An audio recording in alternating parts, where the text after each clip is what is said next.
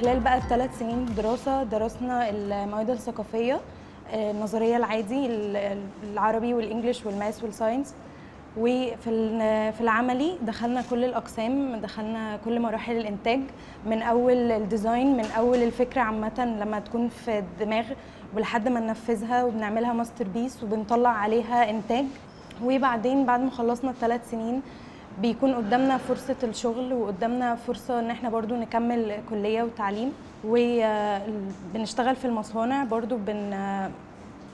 بنعمل نفس الشغل اللي احنا اتعلمناه اوريدي في المدرسة. مدرسة ايجيبت جولد للحلو والمجوهرات هي مدرسة تتبع وحدة تشغيل مدارس التكنولوجيا التطبيقية تبع مبادرة تطوير التعليم الفني، والمدرسة تخصصها في صناعة الحلي والمجوهرات. وبما اننا احنا في باب رزق الجزء المهني، فالصنعة نفسها هي صنعة نادرة. صنعة الحلي والمجوهرات هي صنعة نادرة. ندورة الصنعة جاية من ان الصانع نفسه، الصانع كان بيعلم ابنه وابنه بيعلم ابنه، فكانت مهنة أسرية ما كانش فيها انتشار للمهنة. كان دايما بيتم الاستعانة بالخبرات الأجنبية أو بالعمالة الأجنبية من الخارج عشان يبدأوا يشتغلوا هنا ويبدأوا يصنعوا. ودي كانت فكرة طبعا بتستنزف مننا طبعا مبالغ مالية كبيرة، وبتستنزف بالنسبة للصانع حاجات كتير، إقامات وحاجات زي كده.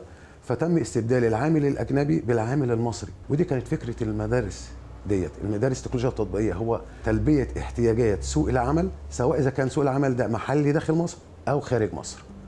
فهي دي الفكرة العامة لمدارس التكنولوجيا التطبيقية.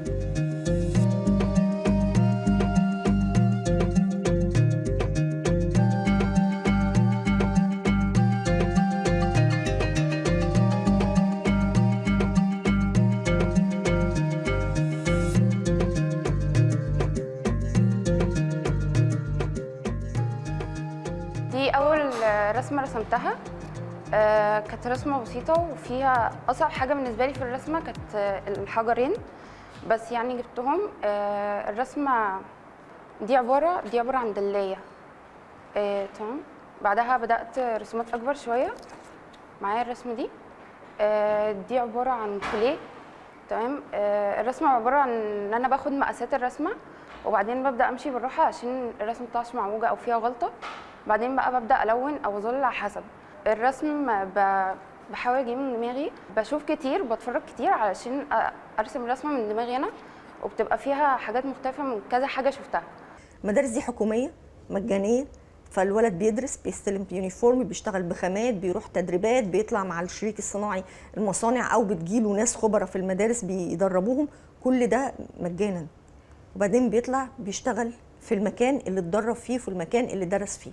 كل مستثمر حط معانا نواتج للتعلم. هو محتاج الطالب ده يبقى عامل ازاي عشان يشغله، عشان ما يجيش بعد 3 سنين يقول انا مش هقدر اشغل ده اصل هو ما حققش ناتج التعلم بتاعي. لا، هو حط معانا من البدايه وشريك معانا من البدايه في وضع المنهج اللي الولد بناء عليه بيطلع يلاقي نفسه هيشتغل على طول، لان هو محدث نفسه، هو اخر فيرجن، اخر ابديت من المحتاجينه في البلد. وده على جميع الاصعده وعلى جميع النوعيات. احنا عندنا نوعيات كتير جدا في التكنولوجيا التطبيقيه.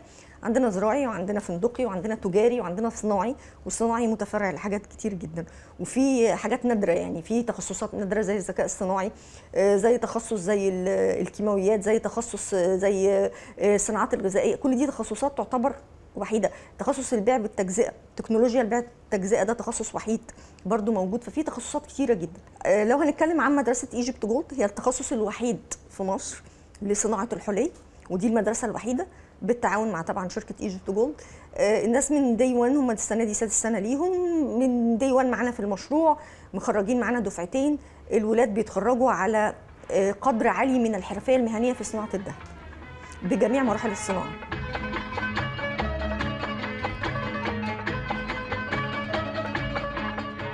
كل حاجة حلوة بتبدأ بحلم، وده حلم يكون عندنا 1000 شاب وفتاة من كل مكان في مصر محترفين في صناعة الحلي والمجوهرات. مش سهلة بس ممكنة، صعبة لكن جميلة. المدرسين هنا بخبراتهم الكبيرة بيجتهدوا في تحويل الحلم لواقع. محتاجين ندعمهم علشان الحلم زي كل شجرة صغيرة يكبر ويستمر ويطرح خير وألف باب رزق.